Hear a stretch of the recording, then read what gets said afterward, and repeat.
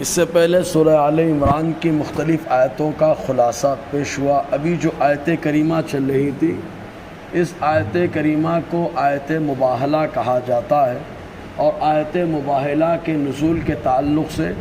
جمہور کی جو روایت ہے وہ پیش کی گئی کہ حضور صلی اللہ علیہ وسلم سے نجران کے عیسائیوں نے آ کر کے مباہلہ کی دعوت دی۔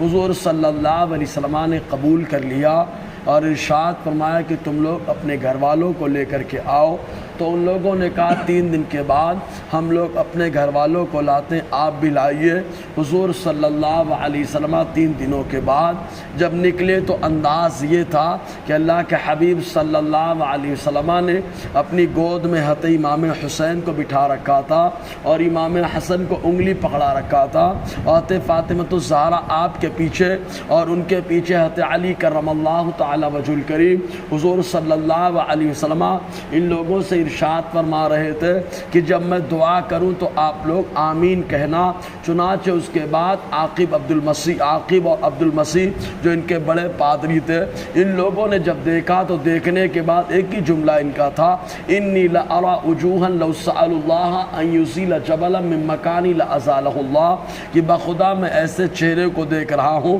اگر یہ لوگ اللہ تعالیٰ کی بارگاہ میں کہہ دے کہ پہاڑ کو اپنی جگہ سے ہٹا دے تو اللہ تعالیٰ پہاڑ کو ہٹا دے گا۔ لہٰذا اے نصرانیوں کی جماعت، تمہارے لیے عافیت اسی میں ہے کہ تم لوگ جو ہے صلح کر لو اور مصالحت کر کے اپنے آپ کو جو ہے بچا لو۔ چنانچہ جیسے ہی مصالحت کی بات درپیش ہوئی، آقا علیہ السلام نے بھی پسند فرما لیا، چنانچہ قبول کیا، اور مصالحت جب ہو گئی تو حضور صلی اللہ علیہ وسلم نے ارشاد فرمایا اگر آج نصرانی مباہلہ کر لیتے تو روئے زمین سے ان کا وجود ختم ہو جاتا۔ اور ایک قول کے مطابق جو جمہور کی روایت کے خلاف ہے لیکن ہے روایت ابن عساکر کے اندر، در منصور کے اندر اور کئی کتابوں کے اندر ہے کہ حضور صلی اللہ علیہ وسلم جب مباہلہ کرنے کے لیے تشریف لائے تو آقا علیہ السلام کے ساتھ حضرت ابو بکر اور ان کی اولاد بھی رہی، حضرت عمر اور ان کی اولاد، حضرت عثمان اور ان کی اولاد، اور حضرت علی کرم اللہ تعالی وجہ الکریم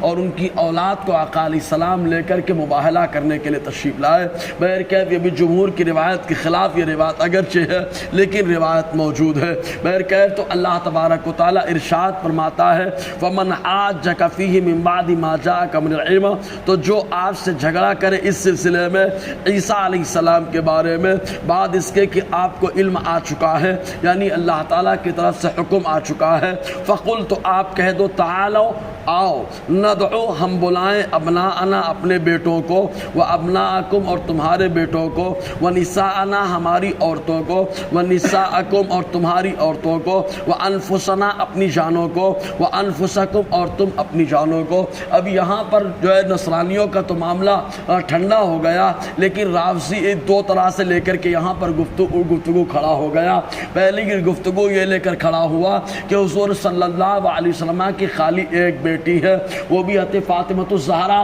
رضی اللہ تعالی عنہا۔ اگر آقا علیہ السلام کی 4 بیٹیاں ہوتی تو حضور چاروں کو مباہلے کے میدان میں لے کر کے آتے، لیکن ایک کلانا اس بات کی واضح دلیل ہے کہ خالی حضور کی ایک بیٹی تھی، معاذ اللہ ثم معاذ اللہ۔ ہم اہل سنت و جماعت کی طرف سے بڑا پیارا جواب مفسرین کرام نے خاص طور سے جیسے امام فخر الدین رازی وغیرہ نے دیا، وہ جواب یہ ہے کہ یہ مباہلہ کا واقعہ جو پیش آیا ہجرت کا 10واں سال تھا، یعنی جب حضور مکے سے آئے، مدینے میں رہتے رہتے حضور صلی اللہ علیہ وسلم کے 10 سال گزر گئے، اس سال یہ معاملہ پیش آیا، اور اس سے پہلے حضور صلی اللہ علیہ وسلم کی 3 بیٹیاں پردہ فرما چکی تھی۔ حضرت رقیہ رضی اللہ تعالی عنہا سن 2 ہجری میں پردہ فرما گئی۔ چنانچہ خود غزوہ بدر سے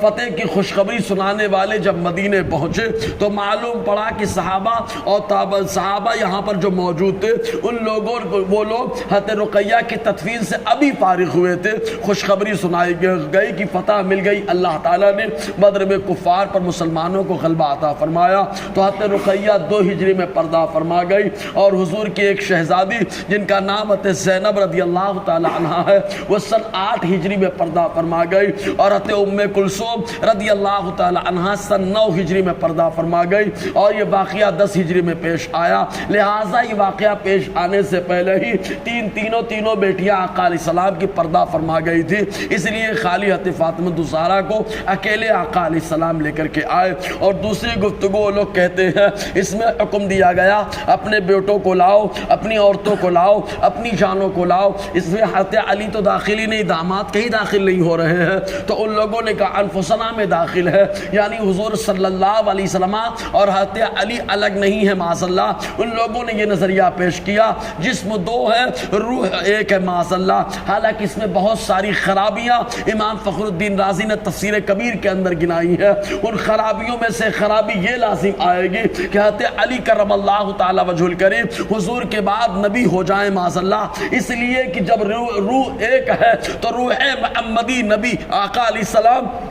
کا قالب اور روح جو مرکب ہے وہ نبی ہے، تو نبوت سے متصف روح جب ٹرانسفر ہوگی تو جس کے اندر جائے گی وہ بھی نبی بن جائے گا۔ لیکن آقا علیہ السلام نے نبوت کا دروازہ بند کر دیا، آپ آخری نبی ہے۔ اس کے علاوہ اور بہت ساری خرابیاں ہیں۔ پھر اعتراض پیدا ہوتا ہے تو حضرت علی کو کیوں نہیں داخل کیا، کہاں داخل کریں گے؟ تو اس کا جواب مفسرین کرام دیتے ہیں وہ بیٹوں میں داخل ہے، اس لیے کہ داماد مجازی طور پر بیٹا ہی ہوتا ہے، اور چھوٹا بھائی اگر حضرت علی کو کزن بھائی مانا جائے تب بھی ابنا کے اندر داخل ہو جاتے ہیں۔ بہرکیف تو اللہ تعالیٰ فرماتا ہے ثم نبتہل، پھر ہم اللہ کی بارگاہ میں گڑ گڑا کر دعا کریں فنجعل لعنت اللہ علی الکاذبین، تو ہم لوگ اللہ کی لعنت بھیجے جھوٹوں پر کہ جو اپنے عقائد و نظریات میں جھوٹا ہے اس پر اللہ کی لعنت ہو۔ مناظرہ بہت سارے پیغمبروں نے کیا، نمرود سے حضرت ابراہیم نے کیا، فرعون سے حضرت موسیٰ نے مناظرہ کیا، لیکن مباہلہ خالی آقا علیہ السلام نے مباہلے کا چیلنج دیا،